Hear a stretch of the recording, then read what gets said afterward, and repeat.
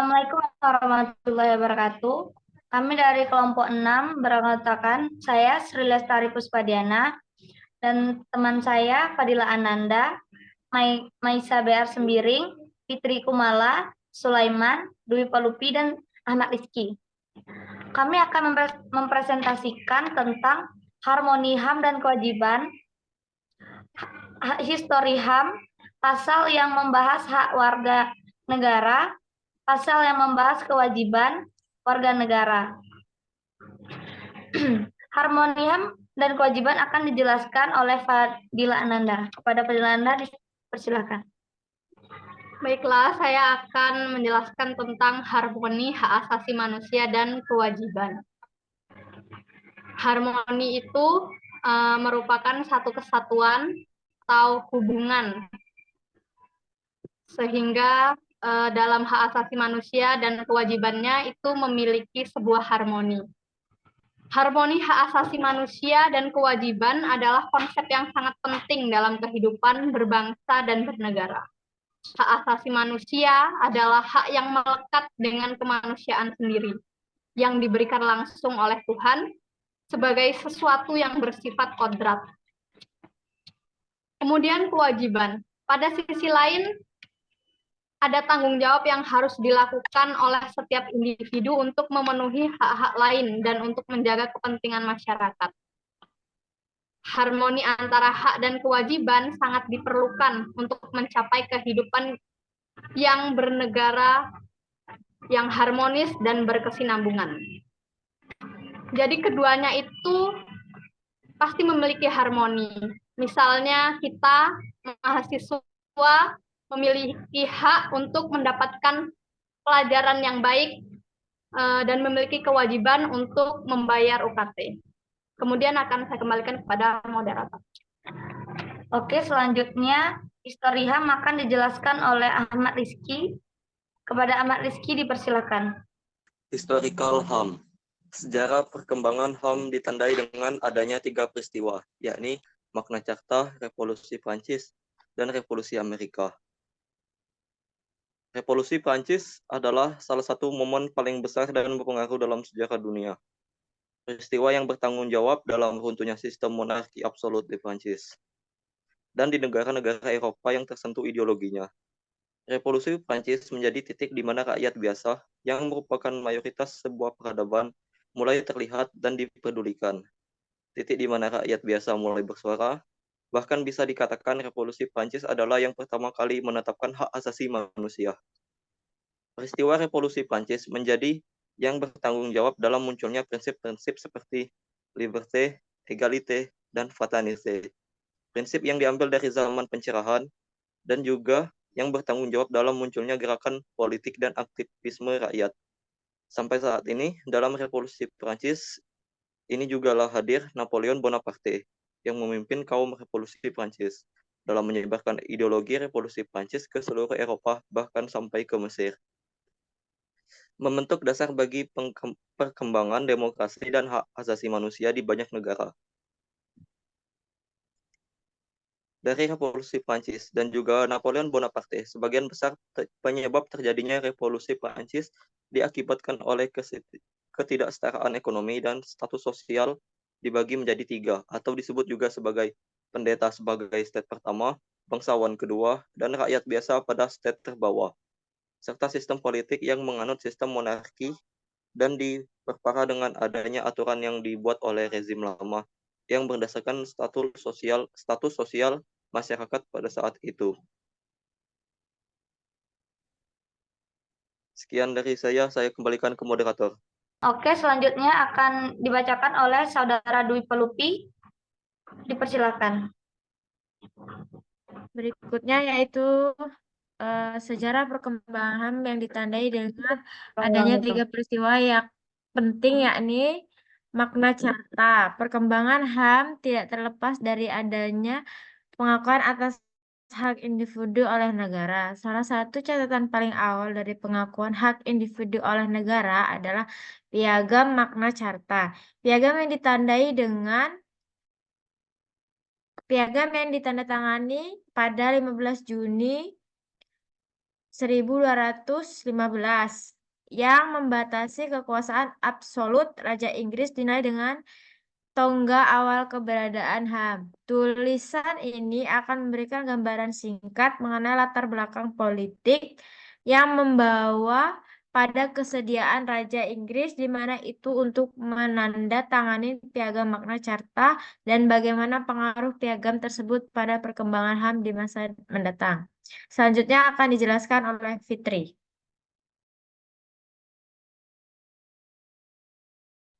Baik, mengenai sejarah HAM tentang Revolusi Amerika, itu berpengaruh besar di dunia, terutama terkait penerapan hak asasi manusia dan demokrasi. Pasalnya, peristiwa ini merupakan peperangan untuk mempertahankan kebebasan, kemerdekaan, dan penghormatan terkait hak asasi manusia. Tokoh yang memperjuangkan hak asasi manusia adalah Abraham Lincoln sebagai Presiden Amerika Serikat yang menentang perbudakan. Nah, pada tahun 1776, Thomas Jefferson dalam Deklarasi Kemerdekaan Amerika Serikat mengajukan filosofi yang berisikan bahwa hak asasi manusia melekat pada semua orang, menegaskan bahwa semua orang diciptakan sederajat, bahwa mereka dikaruniai oleh penciptanya dengan hak-hak yang tidak dapat disangka, dan bahwa di antara hak itu adalah kehidupan, kemerdekaan, dan upaya mengejar kebahagiaan. Kemudian Ellis menyebut Deklarasi Kemerdekaan Amerika sebagai penyataan hak asasi manusia dalam sejarah tertulis di 13 koloni Amerika Britania. Kemudian organisasi hak asasi manusia pertama kali didirikan oleh Anthony pada tahun 1775 dengan tujuan menghapus perbudakan. Setahun kemudian Deklarasi Kemerdekaan Amerika Serikat ini menganjurkan kemerdekaan sipil berdasarkan kebenaran yang dapat membuktikan dirinya sendiri, bahwa mereka dikaruniai oleh penciptanya dengan hak-hak yang tidak dapat disangka, dan bahwa di antara hak-hak itu adalah kehidupan, kemerdekaan, dan upaya mengejar kebahagiaan. Dengan menjunjung prinsip-prinsip tersebut, Konstitusi Amerika pada tahun 1787 terbentuk sebuah republik yang menjamin sejumlah kemerdekaan sipil dan hak-hak tersebut lebih dikodifikasi dalam Bill of Rights, yakni 10 amandemen konstitusi, dan selanjutnya diperluas dari masa ke masa untuk dapat diterapkan secara menyeluruh melalui putusan undang-undang serta mencerminkan norma-norma masyarakat yang terus berkembang. Perbudakan itu kemudian dihapus secara konstitusional pada tahun 1865 dan hak pilih wanita ditetapkan secara nasional pada tahun 1920. Kemudian pada abad ke-20, Amerika Serikat memegang peran utama dalam pendirian Perserikatan Bangsa-Bangsa dan penyusun pernyataan umum tentang hak-hak asasi manusia. Selain itu, di Indonesia ini sendiri revolusi Amerika itu sangat berpengaruh pada pergerakan nasional dan munculnya paham terkait hak segala bangsa untuk merdeka dan berdaulat. Mungkin kembali kepada moderator. Oke, selanjutnya tentang pasal yang membahas hak warga negara yang akan dibahas oleh Maisa. Kepada Maisa dipersilahkan. Baiklah, selanjutnya kita akan membahas pasal yang membahas mengenai hak warga negara. Ada beberapa pasal yang membahas mengenai hak warga negara, yaitu yang pertama pada pasal 27 ayat 2 Undang-Undang Dasar yang berisikan hak atas pekerjaan dan penghidupan yang layak. Yang kedua yaitu pada pasal 28A yang membahas hak untuk hidup dan mempertahankan kehidupan. Yang ketiga pada pasal 28B ayat 1 yang berisi hak untuk membentuk keluarga dan melanjutkan keturunan melalui perkawinan yang sah. Selanjutnya pasal 28C ayat 1 yang berisi hak untuk mengembangkan diri dan melalui pemenuhan kebutuhan dasarnya dan berhak mendapat pendidikan, ilmu pengetahuan dan teknologi, seni dan budaya demi meningkatkan kualitas hidupnya demi kesejahteraan hidup manusia.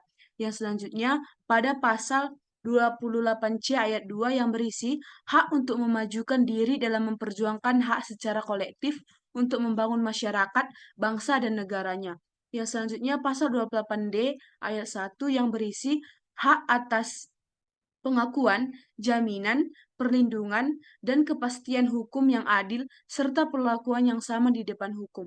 Dan yang terakhir yaitu pada pasal 28I ayat 1 yang berisi hak untuk mempunyai hak milik pribadi, hak untuk hidup, hak untuk tidak disiksa, hak kemerdekaan pikiran dan hati nurani, hak beragama, hak untuk tidak berbudak, hak untuk diakui sebagai pribadi di hadapan hukum, dan hak untuk tidak dituntut atas dasar hukum yang berlaku surat adalah hak asasi manusia yang tidak dapat dikurangi dalam keadaan apapun.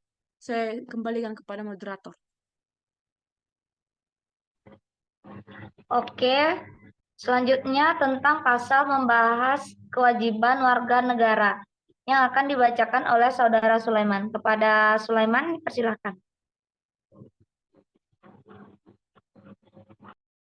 Baik, di sini saya akan menjelaskan tentang pasal yang membahas kewajiban warga negara Indonesia.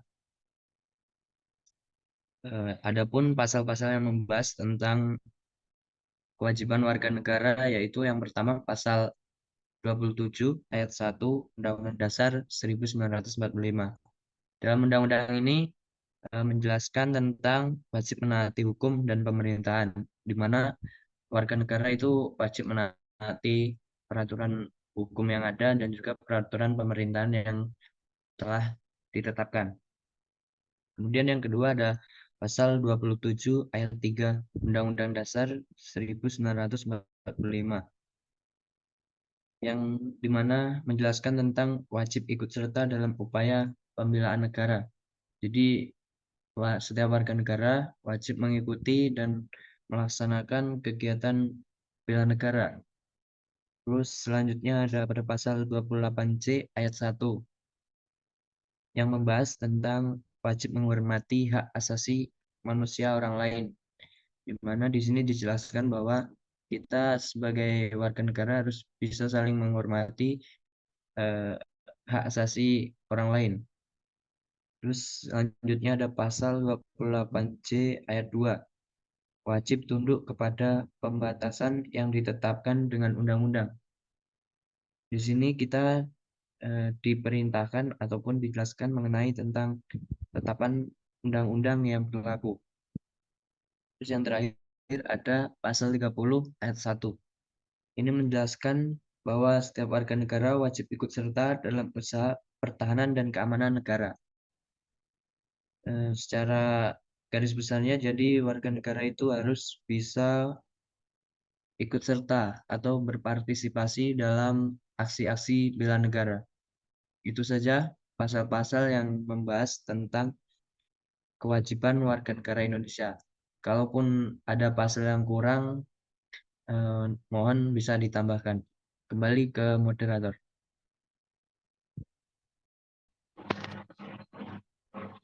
Oke, dari penjelasan di atas dapat disimpulkan harmoni hak asasi manusia dan kewajiban sangat penting untuk mencapai kehidupan yang bernegara yang harmonis dan bersinabungan. Dengan melakukan kewajiban, individu berhak mendapatkan hak-hak yang sesuai. Dan harmonisasi ini membantu mencegah konflik masyarakat, kesenjangan sosial, dan tata tertib yang tidak terjaga. Dalam sejarah perkembangan hak asasi manusia juga ditandai dengan adanya 3 peristiwa penting, yaitu Magna Carta, Revolusi Perancis, dan Revolusi Amerika. Dalam Undang-Undang Dasar 1945 juga membahas hak dan kewajiban dalam beberapa pasal. Ada beberapa pasal yang membahas mengenai hak dan kewajiban warga negara setelah Undang-Undang Dasar 1945. Sekian yang dapat kami sampaikan. Jika ada salah, kami mohon maaf, kami tutup. Wassalamualaikum warahmatullahi wabarakatuh.